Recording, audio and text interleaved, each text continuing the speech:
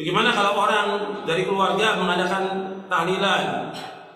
Ya antum berusaha untuk menasihati. Karena tanya kepada mereka, dalilnya ada atau tidak tahlilan itu? Di zaman Nabi SAW, yang pertama meninggal, ya, yang beriman pertama kali kepada Nabi siapa? Yang beriman kepada Nabi pertama kali siapa? Khadijah bintu Khuwailid radhiyallahu anha wa ardhaha, istri Nabi, yang Nabi paling cintai dari semua istrinya, meninggal dunia. Nabi ngadakan tahlilan tidak? Tidak. Anaknya Nabi meninggal, Nabi masih hidup, semua anaknya meninggal kecuali satu yang masih hidup sampai 6 bulan setelah wafatnya Nabi, yaitu Fatimah. Semua anak Nabi itu meninggal ketika Nabi masih hidup. Nabi nggak ngadakan tahlilan buat anaknya. Sahabat Nabi yang setia dengan Nabi meninggal, Nabi masih hidup, seperti Hamzah, Sayyidus Syuhada, Ja'far bin Abi Thalib, dan yang lainnya radhiyallahu anhum. Nabi nggak ngadakan tahlilan. Maka dalilnya mana keadaan? Kemudian ketika Nabi meninggal, ada nggak sahabat mengadakan tahlilan buat Nabi 7 hari, 40 hari, 100 hari, 1000 hari? Nggak ada. Atau ada pendapat dari Imam Syafi'i, tanya, di mana Imam Syafi'i mengatakan demikian? Jadi ini perbuatan yang dia ada-adakan, nggak ada dalilnya, nggak ada hujahnya, tapi ada demikian. Orang akan tahlilan niatnya apa? Ibadah, mendapatkan pahala, dapat ganjaran supaya dapat menghapuskan dosa orang yang mati. Ya bisa dengan cara demikian. Jangan ada contoh. Bahkan sahabat sepakat berkumpulnya orang di tempat kematian dan makan-makan di tempat kematian termasuk apa? Meratap hukumnya apa? Haram. Kata para sahabat, kunna na'uddul ijtima'a ila ahlil mayyiti wa san'ata ta'ami ba'da dafnihi minan niyaha. Kami para sahabat ijma' para sahabat. Ijma'nya sahabat masuk atau tidak? Masuk. Kami ijma' para sahabat berkumpul-kumpul di tempat kematian dan makan-makan termasuk meratap. Meratap hukumnya haram. Meratap termasuk perbuatan apa? Jahiliyah. Perbuatan jahiliyah.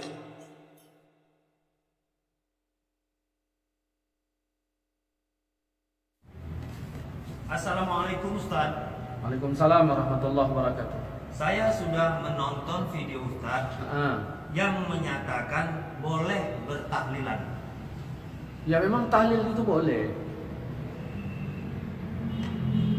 Yang bilang tahlil itu nggak boleh siapa? Cuman sebelum kita membahas jauh tentang tahlil, kita tidak bahas dari sisi bahasa Arabnya. Yang kita bahas di sini maksud orang menyebutkan tahlil itu apa? Nah, kau udah pernah tahlil katanya. Orang nanya itu, orang maksud orang apa? Mendoakan si mayit agar si mayit itu diampunkan oleh Allah Subhanahu wa taala. Dari mana pengambilan kita mengatakan boleh? Islam ini merujuk kepada Quran dan hadis. Di dalam Quran surat Muhammad ayat 19 Allah mengatakan, "Fa'lam annahu la ilaha illallah."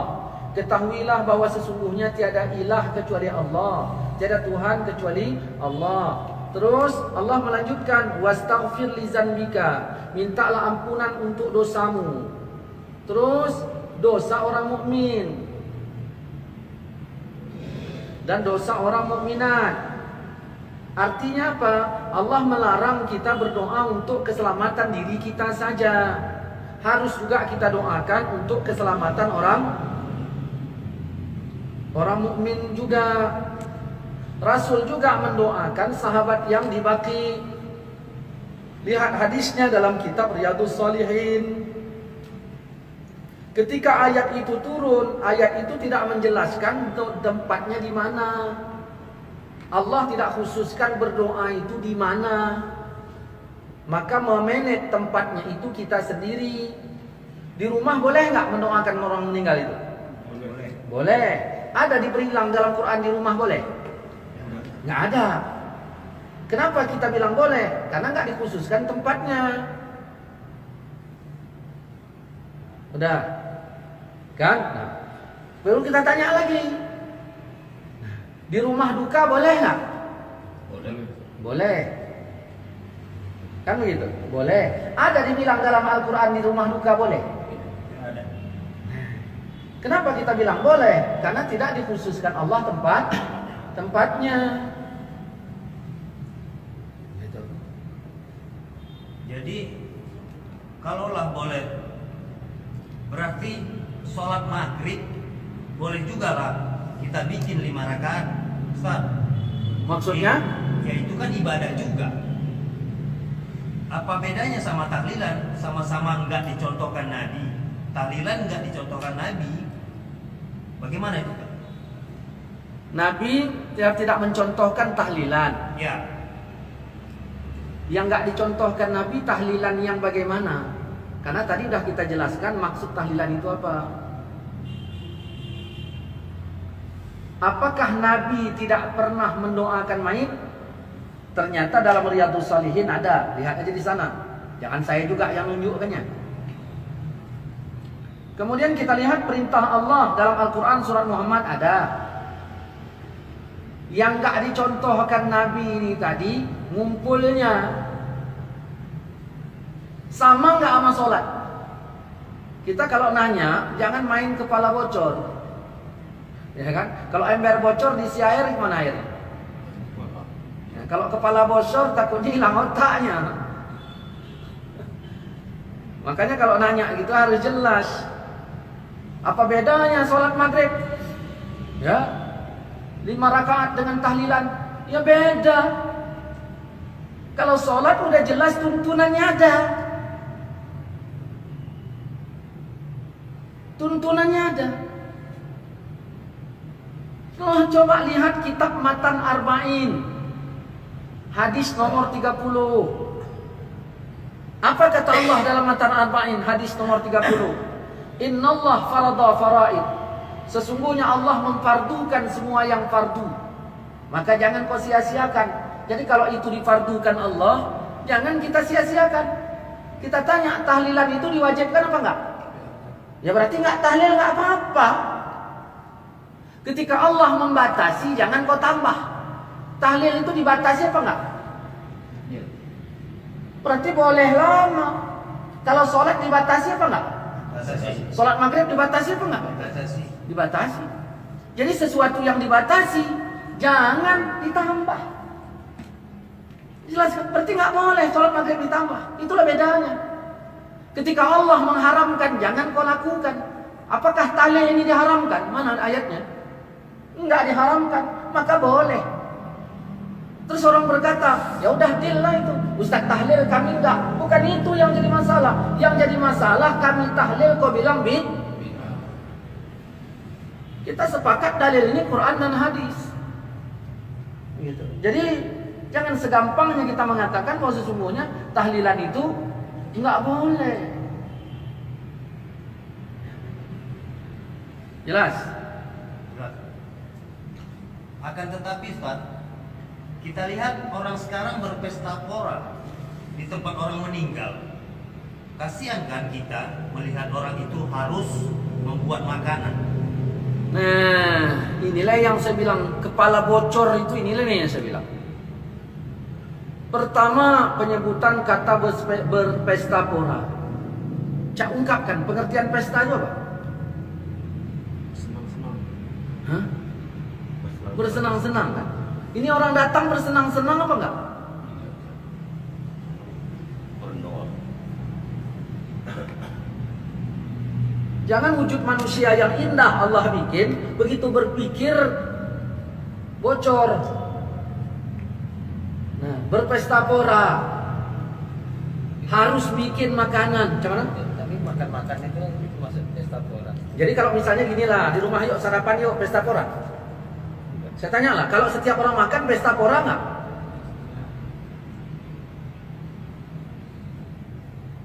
Coba definisikan dulu pesta pora itu macam mana? Pesta pora itu adalah makan bersama meriah-meriah dengan segala sesuatu tentukan ininya, lauk pauknya. Kalau makan sekedar dia walaupun dia ramai lah. Itulah makanya saya bilang jangan bocor.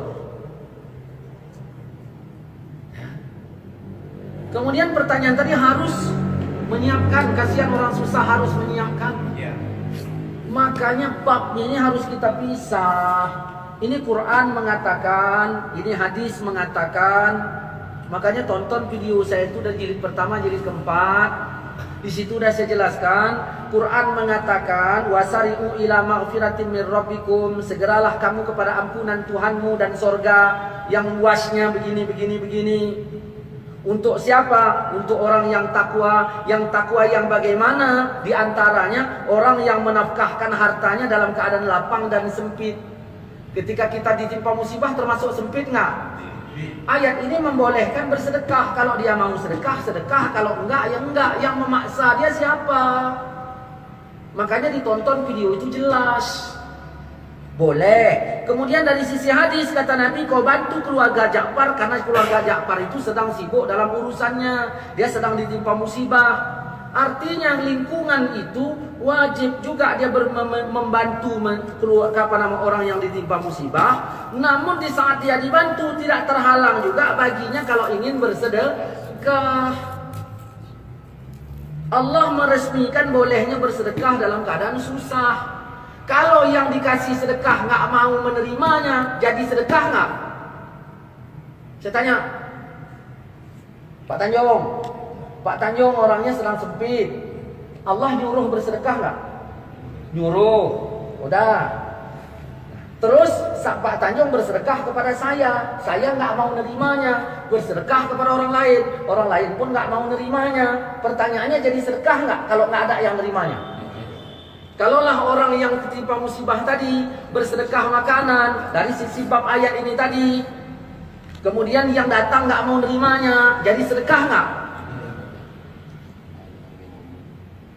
Ya? Paham kan?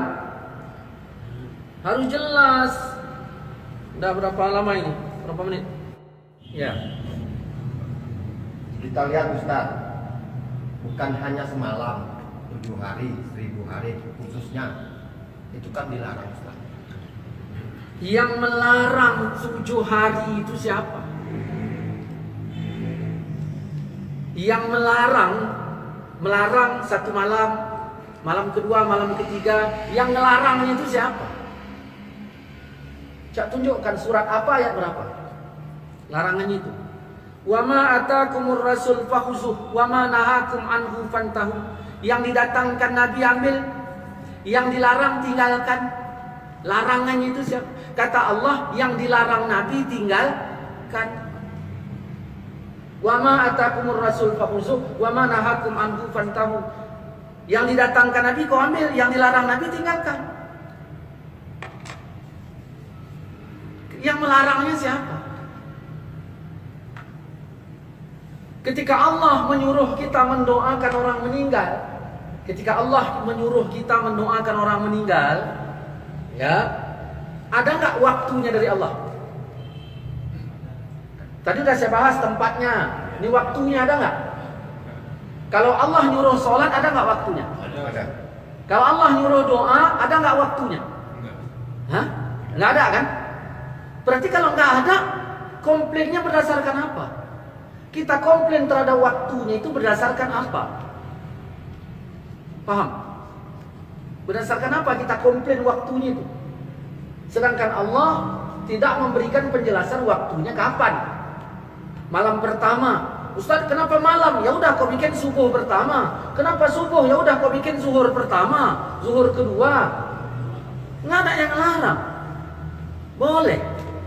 Kemudian kita tanya, udahlah, bikinlah malam pertama doakan mayit, malam kedua doakan mayit. Ada kejelasannya. Kalau malam pertama ditolak Tuhan, malam kedua ditolak Tuhan, malam ketiga ditolak Tuhan. Jangan mengada-ngada. Jangan mengada-ngada.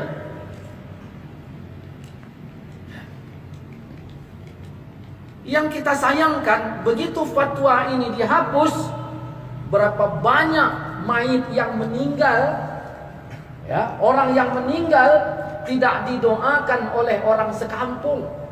Padahal haknya itu ada. Bayangkan fatwa yang mengatakan nggak boleh tahlilan, meninggal lagi tuh terus meninggal. Begitu meninggal, tak ada orang kampung mendoakan. Kenapa? Karena ada ustadz yang memfatwakan nggak boleh. Harusnya dia dapat bantuan dari kaum muslimin. Ternyata tidak boleh. Dan perlu dipahami bahwa malam nujuh hari itu disebutkan oleh di dalam kitab Hawilil Fatawi jilid yang kedua halaman 178. Itu sahabat yang melakukannya sampai abad ke-9. Sudah saya sebutkan kitabnya tadi. Kita bilang budaya Hindu. Kita bilang itu budaya Hindu. Hindu 7 hari. Sekarang kalau mau dibicara fair ya, dilihat kemari. Man tasyabbaha biqaumin fahuwa minhum. Siapa yang menyerupai satu kaum itu bagiannya. Saya tanya, Hindu nikah nggak? Nikah. Orang kita nikah nggak? Nikah. Sama nggak? Sama. Berarti kita Hindu gitu. Ya, Hindu kita. Hindu pakai minyak wangi nggak? Kita pakai minyak wangi nggak? Berarti siapa yang pakai minyak wangi sama dengan Hindu gitu. Gara-gara salah memahami hadis.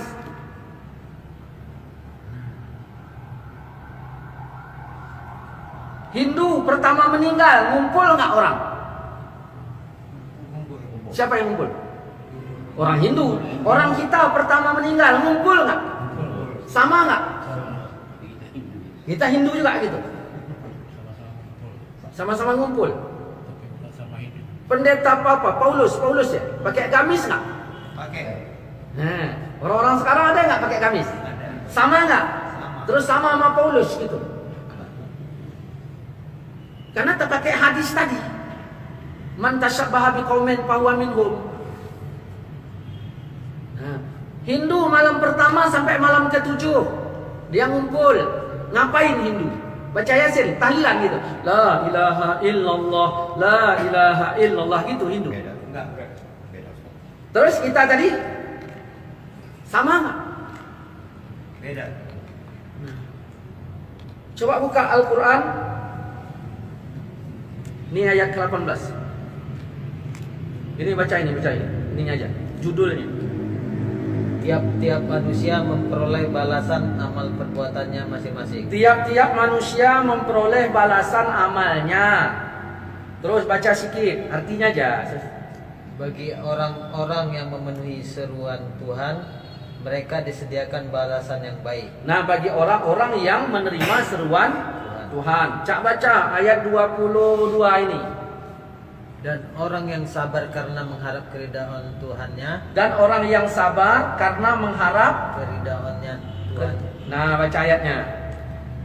Walladzina sabaru Walladzina sabaru ya, ibtigha'a wajhi rabbihim wa aqamus shalah wa anfaqu wa mimma razaqnahum sirran wa alaniyatan wa yadra'una bil hasanah as-sayyi'ata. Artinya, dan orang yang sabar karena mengharap keridhaan Tuhannya. Orangnya sabar mengharap keridhaan Tuhannya, melaksanakan sholat dan menginfakkan sebagian rezeki yang kami berikan kepada mereka. Menginfakkan sebagian rezeki yang kami berikan kepada mereka. Terus sembunyi, baik sembunyi ataupun secara terang-terangan. Terus serta menolak kejahatan dengan kebaikan. Oke, ya kemari. Mana aku. Mana yang belum diminum? Pak sini. Nah, 1, 2, 3, 4, 5, 6, satu lagi. Sadanari. Ya, satu lagi. Dah nih. 1, 2, 3, 4, 5, 6, 7. Ini orang Hindu bikin kalau meninggal ada 7 hari. Yang dipermasalahkan ini harinya apa tahlilnya? Hari. Harinya. Hari milik siapa? Hah? Harinya milik Allah. Ya, yang disalahkan, dipermasalahkan apa? Tahlilnya apa harinya? Di sini, ya, harinya yang dipersalahkan. Berarti tahlilnya tidak kan? Oke. Dah. Orang Hindu kalau meninggal dia pakai 7 hari. Harus kita ketahui ini harinya ini milik Allah, bukan milik Hindu. Milik Allah. Di hari pertama Hindu bikin apa? Acara Hindu. Dibenarkan oleh Islam nggak? Tidak. Berarti salah nggak? Salah. Sayiat nggak? Sayiat, kejahatan. Hari kedua jahat juga, hari ketiga jahat juga, karena tidak dibenarkan oleh agama sampai 7 hari. Ini perlu ditolak nggak? Perlu. Yang ditolak harinya apa acaranya?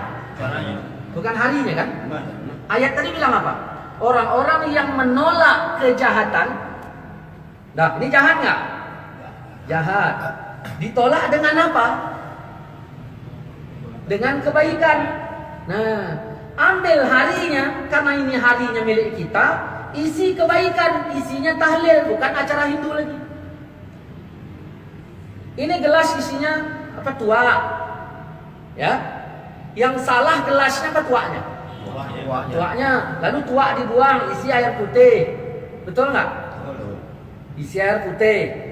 Nah, ini kira-kira ini yang dibuang tuanya kah atau sama gelasnya? Ada nggak? Dua-duanya, ya kan? Dua-duanya. Nah, buang tuanya. Kenapa buang gelasnya? Kenapa? Karena sudah kena tua. Ya udah. Terus meja tuanya buang juga.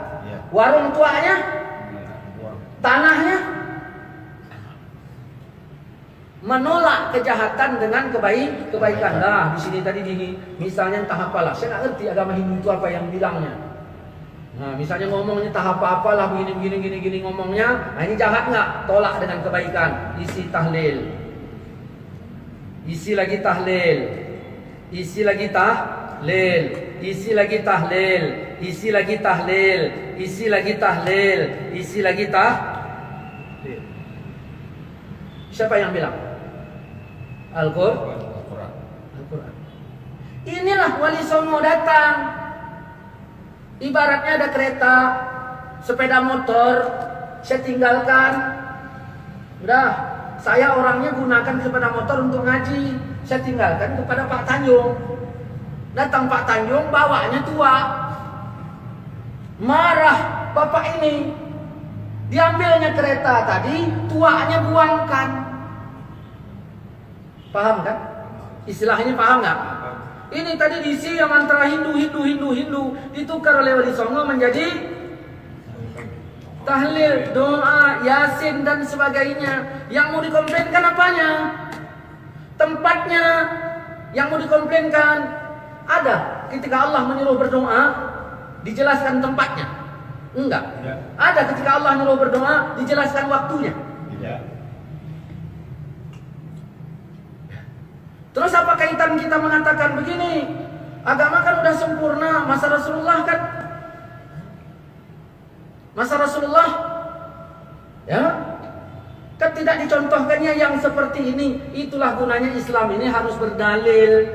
Bukan hanya perbuatan Nabi, tapi dalil kita itu Quran satu, hadis satu. Nah, hadis ini ada perbuatan Nabi, ada perkataan Nabi. Ya, ini aja yang kita ambil. Bukan harus dibuat Nabi, tapi Nabi ngomongkan. Jelas? Kami nggak buat untuk tahlilan tersebut, kan boleh-boleh saja, Ustaz. Nggak buat? Nggak buat. Kau nggak sholat, urusannya sama saya apa? Kau nggak bikin, urusannya sama saya apa?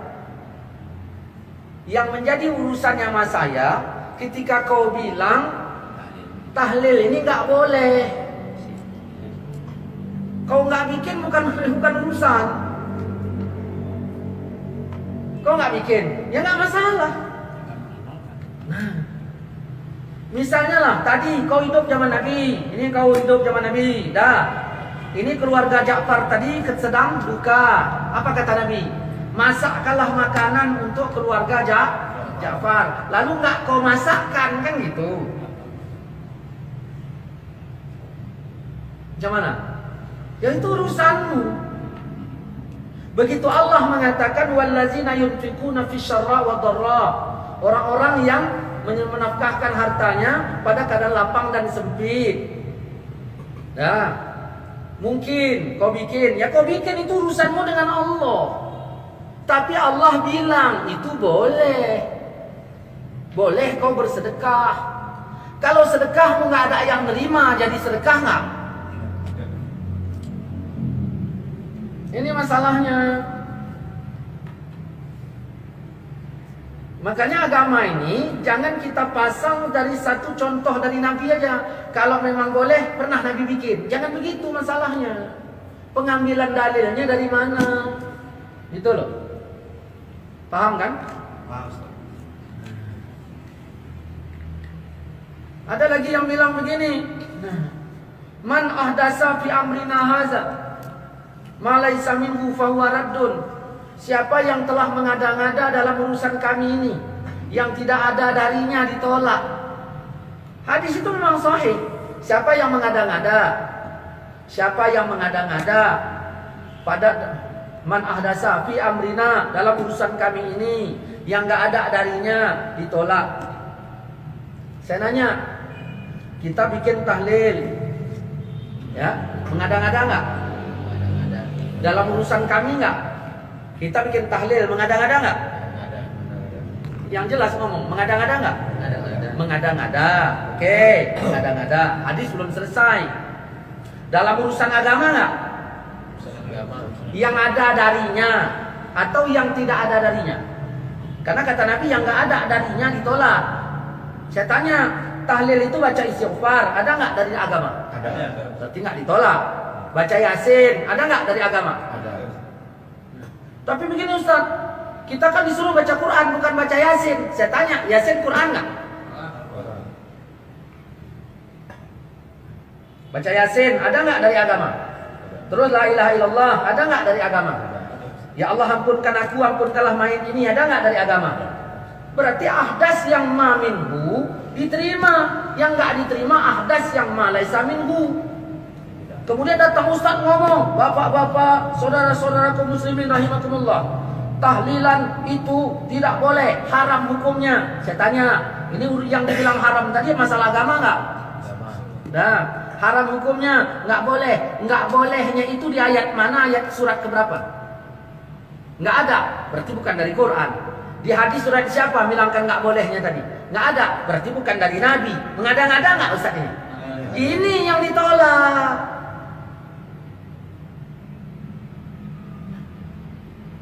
Paham?